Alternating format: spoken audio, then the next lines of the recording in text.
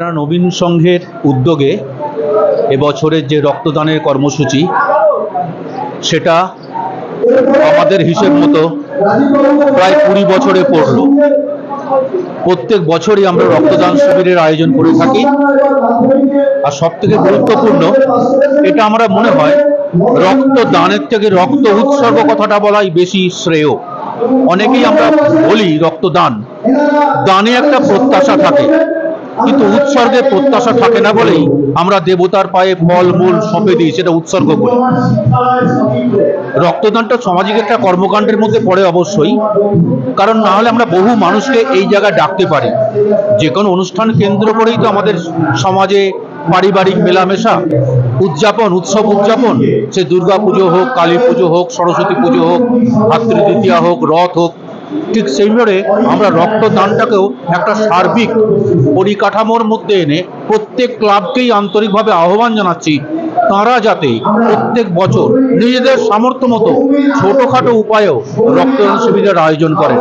তাহলে অন্তত এই ভারতবর্ষে যে রক্তের সংকট, বিশেষ করে মে জুন মাসে গ্রীষ্মকালীন যে রক্ত সংকট, তার কিছুটা অন্তত মানুষ মেটাতে পারে। কারণ রক্তের এখনো বিকল্প তৈরি হয়নি। বিশ্বজুড়ে বিজ্ঞানীরা চেষ্টা করছেন নতুন কিছু করার জন্য, নকল রক্ত ব্যবহার করার জন্য, এই আর্টিফিশিয়াল ইন্টেলিজেন্সের মতো। সেইটা করতেও এখনো সময় লাগবে। আমাদের মনে হয় মানুষের রক্তের কোনো বিকল্প নেই। মানুষ মানুষের পাশে, এই সামাজিক বার্তার মাধ্যমেই ব্যাটরা নবীন সংঘ সকলকে আপনাদের কৃতজ্ঞতা জানায় এবং এলাকাবাসীকে কৃতজ্ঞতা ধন্যবাদ জানায়। নমস্কার। পুজো তো আমাদের কাছে একটা অন্য ধরনের মাধ্যম। আমরা ব্যাটরা নবীন সংঘ তাকে এই অঞ্চলে পরিচিতি করিয়েছে তার দুর্গা পুজো, শারদোৎসব। তাই পুজো আমাদের কাছে একটা অন্যরকম মান্যতা দেয়, অন্যরকম মাইলেজ দেয়। পুজো করি ব্যাটরা নবীন সংঘ। ব্যাটরা নবীন সংঘ আরো অনেক কিছু করে, তার মধ্যে রক্তদান, তার মধ্যে বিভিন্ন সাংস্কৃতিক কর্মকাণ্ড, বসে আঁকো প্রতিযোগিতা আছে, স্পোর্টস আছে, হসপিটালে দুস্থ রোগীদের ফল বিতরণ আছে, পুজোর পরে বস্ত্র বিতরণ আছে, এই সমস্ত কাজগুলো করি। মাঝখানে একটা অনেকেই বিজ্ঞাপন দেখে থাকবেন হয়তো, এটা কি টাটা বলছে আমরা নুন করি, আমরা অমুক করি, আমরা গাড়ি তৈরি করি, আমরা অমুক করি, আমরা স্টিলও করি।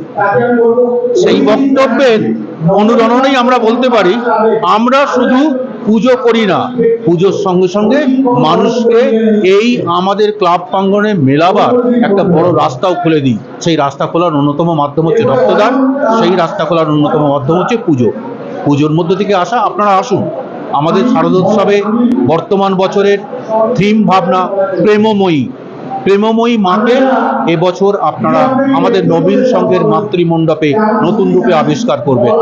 এই ভাবনাটাকে দিয়েই আমার সকলকে পুজোর আগাম শুভেচ্ছা জানিয়ে আমার ছোট্ট বক্তব্য শেষ করছি। নমস্কার।